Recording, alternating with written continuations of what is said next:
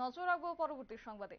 ইতিমধ্যে অষ্টাদশ লোকসভা নির্বাচনের নির্ঘণ্ট ঘোষণা করা হয়েছে এবং সেই জায়গায় দাঁড়িয়ে প্রতিটি রাজনৈতিক দল তাদের তৎপরতা শুরু করে দিয়ে একেবারে এগিয়ে যাচ্ছে এবং তারই মধ্যে যে ইন্ডিয়া জোটের প্রার্থী রয়েছে তাদেরকে জয়ী করার জন্য আজ ফরওয়ার্ড ব্লক ফরওয়ার্ড ব্লকের পক্ষ থেকে এক সাংবাদিক সম্মেলন করা হয়েছে এবং এই সাংবাদিক সম্মেলনে উপস্থিত ছিলেন ফরওয়ার্ড ব্লকের কেন্দ্রীয় নেতৃত্ব রঘুনাথ সরকার, পাশাপাশি উপস্থিত ছিলেন বাধারঘাট বিধানসভা নির্বাচনের বিজেত প্রার্থী পার্থ রঞ্জন সরকার। আজকের এই সাংবাদিক সম্মেলনে বিজেপির তীব্র নিন্দা করেন ফরওয়ার্ড ব্লক নেতৃত্ব। রাজ্যে বিজেপি প্রার্থী খুঁজে পাচ্ছে না বলে অভিযোগ করেন তারা। এই জন্যই মুখ্যমন্ত্রী পদ থেকে বহিষ্কৃত বিপ্লব কুমার দেবকে পশ্চিম ত্রিপুরা আসনে এবং রাজ্যের সঙ্গে কোনো যোগাযোগ না থাকা কৃতি সিংকে পূর্ব ত্রিপুরা আসনে প্রার্থী করেছে বলেও তারা আজ সাংবাদিক সম্মেলনে মন্তব্য করেছেন। গোটা বিষয় সম্পর্কে কি উঠে আসছে শুনবো। আমরা বর্তমান পরিস্থিতির উপরে বর্তমান যে লোকসভা নির্বাচন ভারতবর্ষে অনুষ্ঠিত হচ্ছে সেই নির্বাচন উপলক্ষে আমরা আজকে এই প্রেস কনফারেন্স।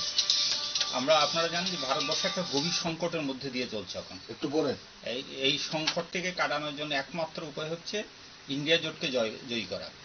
আমরা বামপন্থীর এই প্রথম বলছিলাম যে এরকম একটা জোটের দরকার আছে, পরে পরবর্তীকালে অন্য বিরোধীরা সেটা স্বীকার করে নিয়েছে। আজকে যে 1914 সালে যে কেন্দ্রীয় সরকার যে নরেন্দ্র মোদী সরকার যে প্রতিষ্ঠা হওয়ার আগে যে প্রতিশ্রুতি দিয়েছে তার মধ্যে একটি কি পূরণ করেছে, একটি পূরণ করেননি তারা। এবং সেই অবস্থা, দেশের অবস্থা, অর্থনৈতিক অবস্থা খুব খারাপ এবং বেকার সমস্যা ব্যাপক আকার ধারণ করেছে এবং দরিদ্ররা দরিদ্র হচ্ছে এবং তারা নিজকে একটা স্বৈরতন্ত্র শাসন চালিয়ে যাচ্ছে।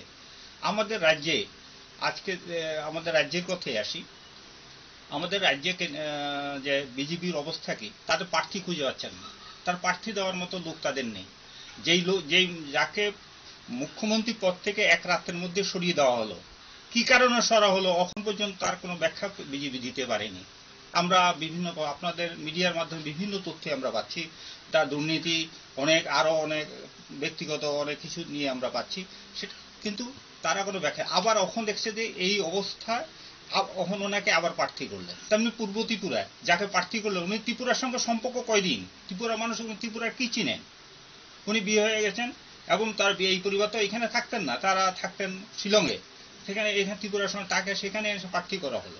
আমরা এই নীতি সিং মনসিং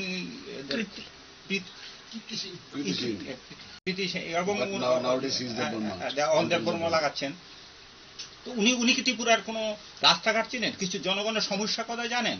আজকের যে মথা যে ইয়া নিয়ে যারা যে বৃহত্তর ইয়া গঠন করবেন, তখন আমরা বলেছি এটা ভাওতা, কারণ এটা কখনো বাংলাদেশ তার অংশটা ছাড়বে, আন্তর্জাতিক তার দেশের অংশ সে ছেড়ে দেবে, তারা ছেড়ে দেবে। এইভাবে তারা যেটা করেছে এটা আমরা মানুষ কিন্তু বিভ্রান্ত, সেদিন উপজাতি জনজাতি গোষ্ঠী মানুষকে বিভ্রান্ত করেছে তারা।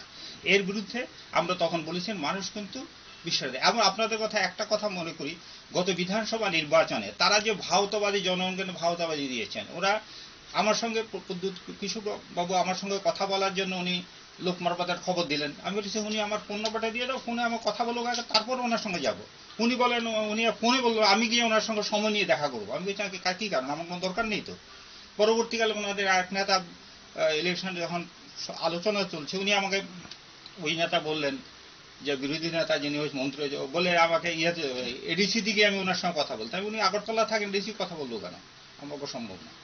এবং বামফ্রন্ট সঙ্গে উনি নিজে বলেছেন যে আমি আপনারা যে সিদ্ধান্ত নিয়েছেন যে সংবিধানের মধ্যে থেকে উপজাতি উন্নয়নের ব্যাপার আমি একমত হয়েছি, আপনাদের সঙ্গে কথা বলে। কিন্তু দেখা গেল উনি সকালবেলা এই কথা বললেন, সন্ধ্যার সময় উনি কথা বলবেন বলে বামফ্রন্টের সঙ্গে উনি চলে গেলেন। আপনারা শুনলেন ওনার বক্তব্য, কার্যত ওনার কথাই তিনি তুলে ধরেছেন এবং বিজেপিকে তীব্র সমালোচনা করেছেন। এবং তাই নয়, এবং এই ক্ষেত্রে তিনি তুলে ধরেছেন যে প্রধানমন্ত্রী প্রতিশ্রুতি দিয়ে প্রতিশ্রুতি রাখে না, তাই ভারত এখন সংকটের সম্মুখীন, এমন মন্তব্য আজ শোনা গেছে ওনার মুখে। নিয়ে নিচ্ছে ছোট্ট একটি বিজ্ঞাপন বিরতি, সঙ্গে থাকুন।